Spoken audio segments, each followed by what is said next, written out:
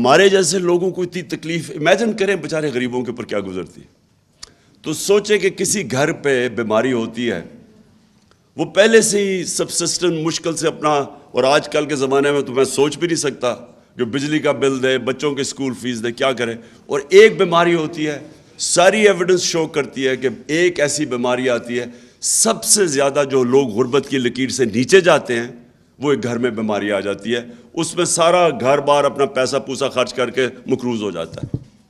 तो वो health card इन्होंने बंद कर दिया। और वो बेहिसी देखें इन लोगों की, वो ये कह रही है कि इमरान खान को फायदा हो जाएगा इससे, इसलिए बंद कर दो। वो और वो दूसरा भी सोच रहे हैं, हाँ वो कह रहा है, वो दूसरा कह रहा है, वो शहबाज शरीफ, कि हाँ बंद कर देते हैं, और मैं कहूंगा हमारे पास पैसा नहीं है।